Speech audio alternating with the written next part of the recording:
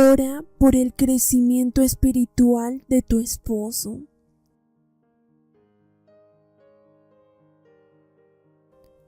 También nosotros no cesamos de orar por vosotros y de pedir que seáis llenos del conocimiento de su voluntad en toda sabiduría e inteligencia espiritual, para que andáis como es digno del Señor, agradándole en todo, llevando fruto en toda buena obra y creciendo por el conocimiento de Dios, fortalecidos con todo poder, conforme a la potencia de su gloria, para toda paciencia y longanimidad, con gozo.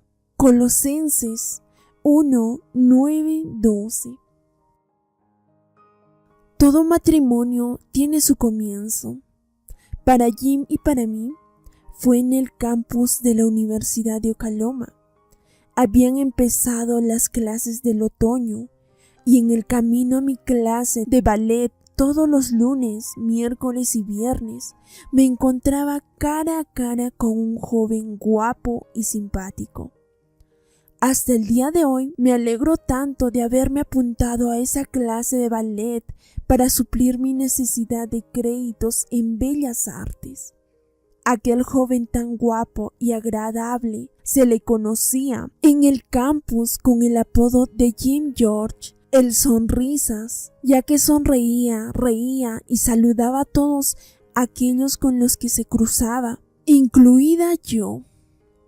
3 veces por semana nos sonreíamos y nos saludábamos. Entonces, un amigo suyo nos organizó una cita a ciegas y 8 meses después nos casamos. Él, un científico y estudiante de farmacia, se casó con la bailarina, estudiante de lengua inglesa. Vaya pareja. Contaré más de nuestra historia un poco más adelante, pero permíteme decir tan solo que Jim y yo pasamos los siguientes 5 años haciéndolo todo básicamente mal en nuestro matrimonio. Luego añadimos 2 niñitas a la mezcla y vivimos otros 3 años avanzando con dificultad y haciéndolo todo mal como padres. No teníamos un buen fundamento, ni pautas, ni principios que nos mostraran el camino hacia el matrimonio y una familia felices y satisfactorios. Pero sucedió un milagro y por la gracia de Dios nos convertimos en una pareja cristiana. Gracias, Señor. Entonces empezamos a crecer en Cristo. Y el primer día en la iglesia, cuando el pastor dijo, busquen en sus Biblias, comprendimos que necesitábamos de inmediato 2 Biblias. Muy fácil. Cuando terminó el culto, nos compramos 2 Biblias del mismo color. Y lo mejor de todo es que empezamos a leerlas un día después. Al domingo siguiente nos unimos a una clase para jóvenes parejas. Durante aquella clase nos apuntamos al estudio bíblico de los viernes por la noche, también para casados. Éramos como esponjas, nos apuntábamos a todas las actividades que surgían. También empezamos a memorizar las escrituras y a asistir a clases bíblicas nocturnas en un instituto bíblico local.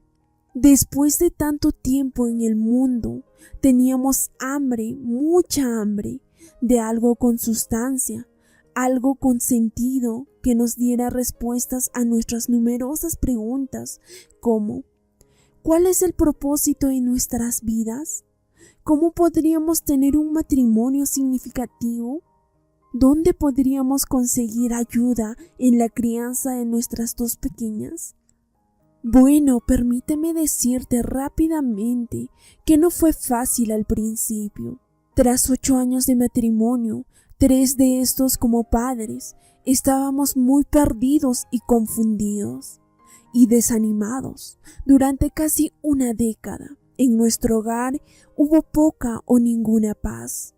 Las discusiones estaban a la orden del día, discrepábamos en todo. Una cosa llevó a la otra hasta que cada uno terminó siguiendo su propio camino. Jim dedicaba todo su tiempo a su trabajo de comercial farmacéutico y yo asistía a clases día y noche para conseguir sacar la maestría y obtener una licencia como consejera de matrimonio y familia. Ambos admitimos que llegamos a pensar en el divorcio. Éramos la típica pareja que no funcionaba bien y la relación que venía abajo por tercera vez, arrastrando a dos pequeñas con nosotros. Y apareció Jesús. Escuchamos gozosos las buenas nuevas del Evangelio y lo aceptamos gustosamente. Con Jesús llegó nueva vida. Éramos nuevas criaturas en Cristo. Las cosas viejas pasaron. He aquí todas las cosas eran nuevas. Estábamos impresionados por las verdades del nuevo nacimiento y el completo perdón por nuestro pasado y nuestros pecados. Nuestras mentes se tambaleaban al saber que, en virtud de la muerte de Jesús, se habían borrado todos nuestros pecados. En Cristo teníamos una segunda oportunidad, un nuevo comienzo. Conforme fuimos creciendo espiritualmente, supimos de la presencia del Espíritu Santo en nosotros y en cada creyente. Probamos de primera mano la asombrosa transformación que se produce cuando los seguidores de Jesús se alimentan de la palabra de Dios y se comprometen a obedecer lo que la Biblia revela sobre las conductas que Él desea en su pueblo. Todavía fallábamos a menudo, pero definitivamente íbamos creciendo. Estas mismas experiencias también están disponibles para ti y para tu esposo. Cuando te comprometes a seguir a Cristo y a crecer en la madurez espiritual, por tanto, mientras maduras en el Señor, puedes y deberías orar por el crecimiento espiritual de tu marido. A continuación, encontrarás dos situaciones a tener en cuenta en tu matrimonio y cuando ores. Supongo que se harán alguna de estas preguntas. ¿Y si mi esposo no es cristiano? Si tu esposo no es cristiano, tu primer y principal cometido es orar a diario para que Dios atraiga a tu amado hacia Él. No me cansaré de instarte a que ores con fidelidad. Es más que posible que tú seas la única persona sobre la tierra que estés orando por Él. Esto significa que, si tú no lo haces, nadie lo hará. La Biblia declara, la oración eficaz del justo puede mucho. Y lo mismo sucede con la oración eficaz y ferviente de una esposa justa. Significa y logra mucho. Dios te ha encomendado que ores, que sigas orando, pase lo que pase, y confías en Él. Y mientras oras por tu esposo, pide a Dios que envíe a personas que compartan su fe con Él. Pide que alguien le dé un libro que le muestre el camino a Cristo. Así es como Jim y yo nos convertimos en un matrimonio cristiano. Uno de los doctores a los que Jim visitaba cada mes era un cristiano ferviente y le regaló un libro cristiano. Jim lo leyó el libro por todas las razones equivocadas. Lo hizo por si el médico le preguntaba acerca del libro en su próxima visita comercial. Así podría sonreír y contestar que sí lo había hecho y debatir el contenido de manera educada y con conocimiento. ¿Quién hubiera imaginado que este libro cambiaría la vida de Jim por completo? Como el apóstol Pablo en Filipenses 3, Dios alcanzó o asió a Jim por medio de las Escrituras y las verdades presentadas en ese libro. Como con todas las cosas buenas, Jim quiso compartirlo con su esposa, o sea, conmigo. De inmediato me pidió que lo leyera. Con toda sinceridad le respondí, claro, lo leeré. Después de todo, lo único que yo hacía era leer libros y documentos para mis estudios, y mi casa toda desordenada daba fe de ello. Tristemente, el libro se perdió en mi biblioteca durante los 2 años siguientes. Y como Jim, el día que lo tomé y empecé a leerlo fue el día que mi vida cambió para siempre. De repente, Dios también transformó mi vida y nos convertimos en una pareja conforme al corazón de Dios. Fue entonces cuando, de todo corazón y en perfecta unidad, entramos de un salto en la carrera que tenemos por delante. ¿Cómo te aliento ahora por tu esposo incrédulo? Dios puede transformar su vida por completo, de arriba abajo y de dentro a afuera. Él puede atravesar el más duro de los corazones. Se deleita mostrándoles a las personas la forma de conocerle y de experimentar su amor y su perdón. Y la oración es la vía directa que te lleva a Dios. Cada oración que pronuncias va de tu corazón al suyo. Pedir por tu esposo es tu acto de amor supremo. Como expresó un célebre teólogo, nada te hace amar más a un hombre que orar por él. Y ahora, otras de las preguntas. ¿Y si mi esposo es cristiano? Si tu esposo es creyente, no olvides orar para que Dios lo ayude a querer crecer como cristiano. Tal vez sea un buen momento para recordar que no se nos ha llamado a importunar a nuestros maridos para que lean la Biblia y estén más comprometidos con su crecimiento espiritual. Como me indicó una mentora, siendo yo todavía una recién convertida, no tengo que intentar adoptar el papel del Espíritu Santo en impulsar y convencer a mi esposo de su necesidad de crecer en Cristo. Y es verdad, como esposas no soy responsable de su crecimiento espiritual, pero sí de crecer yo y cumplir los mandamientos divinos de amar y respetar a mi esposo, ayudarle y ser su animadora número 1 en todas las cosas. ¿Y nosotros como esposas qué debemos hacer? Lo primero en tu lista de qué haceres para esposas es orar, orar, orar. En lugar de descargar sobre tu esposo la frustración y decepción que sientes por él, ora. Comparte tus preocupaciones con Dios. Cuando le comentas los deseos de tu corazón y oras por algo que sabes que Él quiere que suceda en la vida de tu cónyuge, como crecer en Cristo, lo estarás comunicando a la persona adecuada. Sigue adelante y explícale a Dios por qué estás pidiendo eso en concreto. Lo primero de tu lista debería ser el crecimiento espiritual de tu esposo, porque es algo que Dios quiere para él. Orar de esta forma centra tus oraciones en Dios y no en ti misma ni en nada que haga tu vida más fácil o mejor.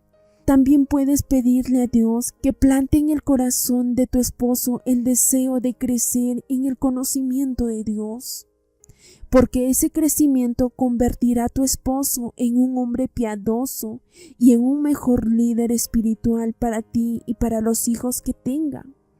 Este es el papel que Dios ha establecido para todos los esposos cristianos.